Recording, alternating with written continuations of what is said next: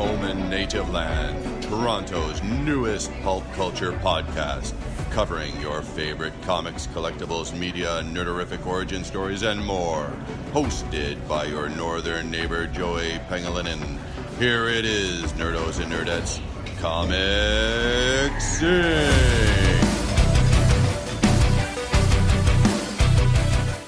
Hey, nerdos and nerdettes, it's Comics Inc. It's Joey over here. We're in Heroes World, all the way in Markham, Ontario. And when I do say all the way, it's only because we're based in like Streetsville, Mississauga area, and today is we're expecting like 5 centimeters or 10 centimeters of snow. Yeah, the white stuff is friendly. Yeah, sure. So today we're in Heroes World. We're here with John. Yes. And with Andre. Hello. And they are the owners of Heroes World. It's a comic book store, and it also has something special, which is the card world as well. So they introduce Markham to that world. They give everybody a home, whether you are more into the card stuff or you're more into the book stuff. So welcome to the podcast, guys. Thanks for having us. Of course. Thanks for coming all the way up from Saga. Oh, of course. And I wanted to know a little bit of your origin story and how Heroes World kind of came to be. So how did this all start? Well, I think I'll start this story off. So basically, John and myself, we knew each other, and I was in university, and I liked it, but I didn't want to do anything after university, but I loved comics, and I kind of said, hey, John, why don't we get together and never work another day in our lives? And John's like, what do you mean? I'm like, let's open the coolest comic shop ever. And he's like, I don't have to work. I'm like, no, we don't have to work. We'll just be having fun, doing what we love. And that's kind of how we started. That's amazing. And then from your point of view, what was your reaction to that? It sounded pretty cool. I was still in high school at the time, so I was going into university, so I figured, okay, I'll go to school and rock this out. So. And do you guys actually still do any work here? Like, how many years later? There's some hidden work, but yeah, we like for people not to see us working. So every time people come in, they think, "Wow, this place runs itself." But yeah, it's been 17 years. We opened up in 2001, and yeah, we're just really good at making the work seem on the down low. Yeah, seriously. I mean, but you know what? Like, it looks amazing here because, first of all, they have a lot of back issues, and this is where I got most of my Black Canary stuff. Every single time I visited. I've gotten some of my DC stuff here too about 5 years ago. So I'm impressed. I think like I've always been able to find what I need to find in the store. I like the fact that everything is bag and boarded, and it's ready to go, even back issues. You know? We actually have a couple bag and board ferries that come in and put all the stuff in before new comic book day. So when you come and get your new books, they are ready to go and they're pristine. And that was one of the things. Actually, one of the guiding forces when we opened up the store is like we wanted to be different than anything that we'd encountered before. Yeah. So the first thing was we needed to have a really good location. Yeah. This is where we are. Such an amazing location. Yeah, this is our second location, and it's ironically the location that we developed our business plan for. But when we came here, it was, like John said, like I was second year university, he was starting university and stuff, and the landlords or the property management wouldn't even look at us because this you guys were kids. Well, yeah, they just said oh no, this isn't a viable business, and we didn't have a business record. So realistically, them turning us down was I don't blame them for it. Yeah. But we got another location which was still on Highway 7. It was Highway 7 in Kennedy, and again that's where we started. But it was a great location, still on a main road, close to the bus.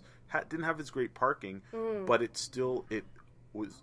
We were able to do everything we wanted in that store. We had a back room for gaming. Yeah. We had open light. Like the store was always brightly lit, well laid out and clean. And again, I guess, 7 years of having the store there. When we moved here, the management practically begged us to come in here because that was at a time where the tables had turned. We had business records. They bent over backwards. We were looking at 2 or 3 locations and stuff like that. Then they really were happy to have us. But we knew we wanted to be here, and it worked out because the location that we were at.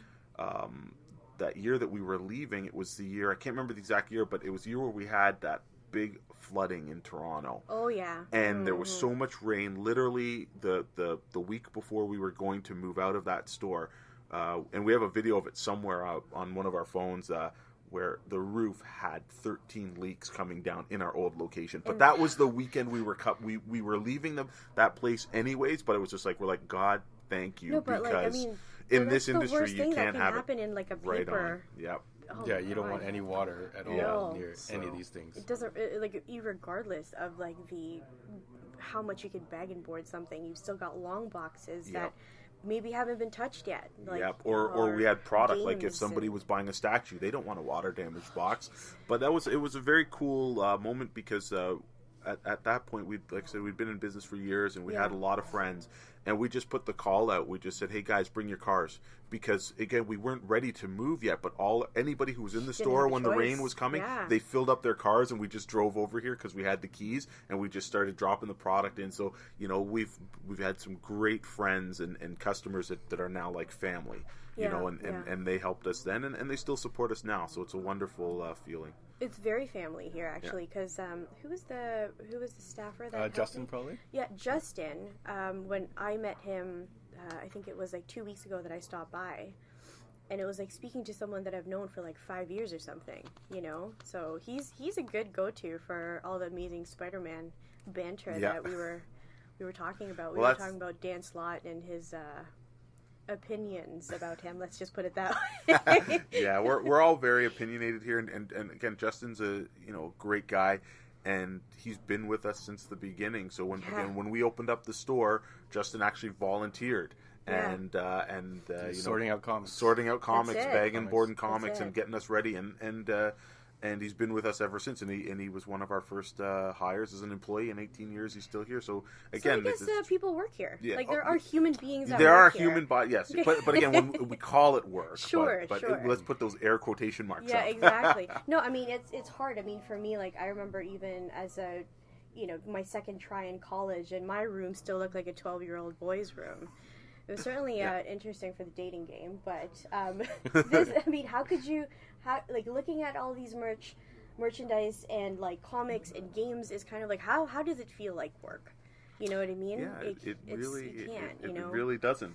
It just actually looks like a bedroom of all the cool stuff that you get to put in or like it, a fortress of solitude, like everybody's dream room to be like, I'm gonna have my posters on the wall, I'm gonna have my statues up, I'm gonna have my bookcase full of my trades, and then if you're a board gamer, I'm gonna have my shelf of go-to games and stuff, and we got the Warhammer terrain and stuff if you're into the 3D miniature games and stuff.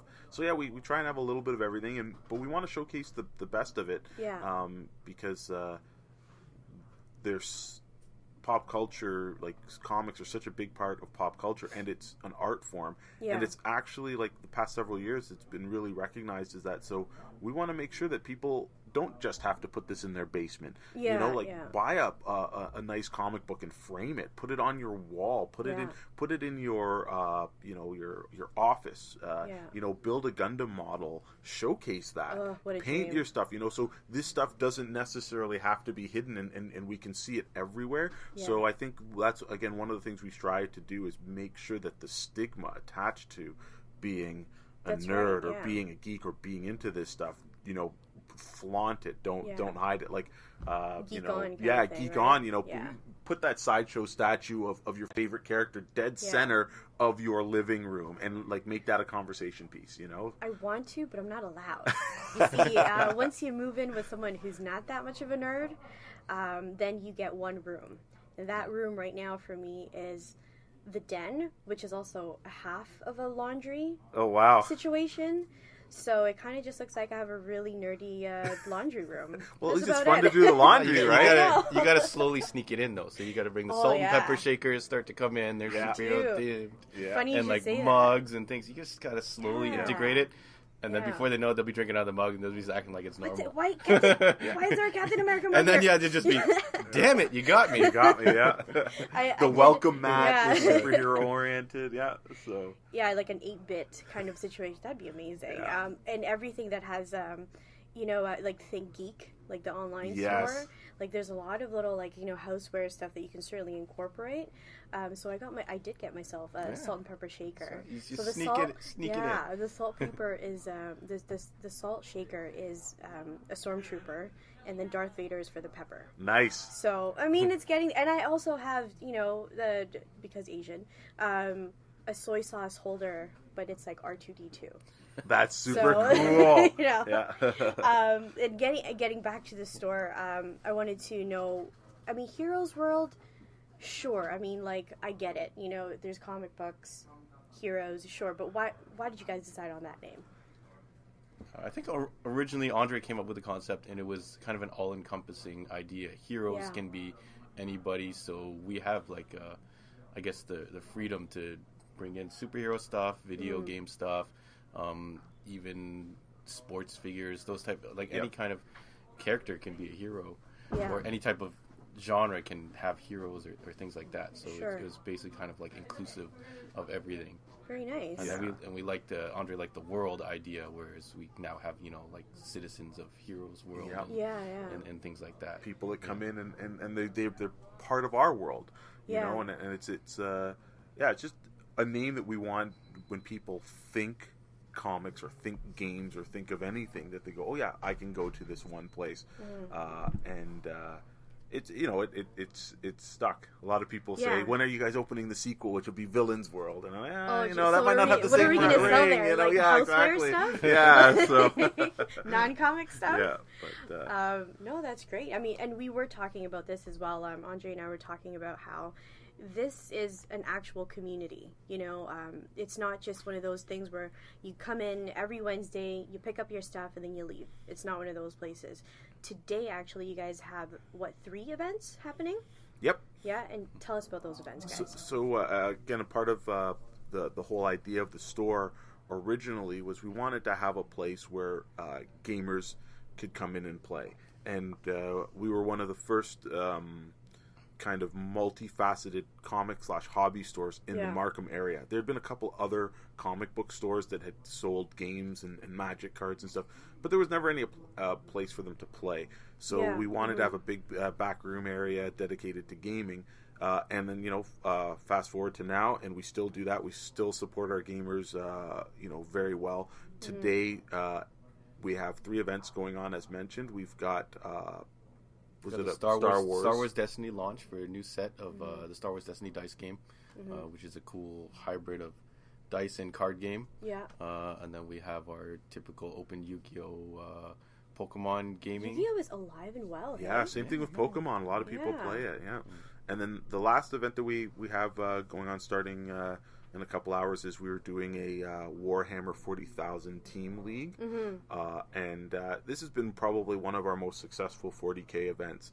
And we've done leagues in the past, and a league is you just come in and you play another person and stuff. But usually what happens is if somebody's playing in a league and they don't have a lot of points, they tend not to come weeks into it. They don't come in for the first couple weeks.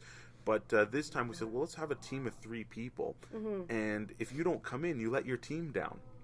Right, so it's kind of like a house league. Yeah, it's like a house league with the Warhammer stuff. Yeah, so it's been pretty cool. We've got 24 players in it, and it's cool because now, well, not now, but since the advent of like Facebook, it's been really easy for these people to maybe meet in the store, and then they're adding themselves on Facebook and becoming Facebook friends, and then they can say, hey, amazing. Guess what, I'm free this day, do you want to come in and play? So it's because Saturdays and Sundays are our prime days for people having days off.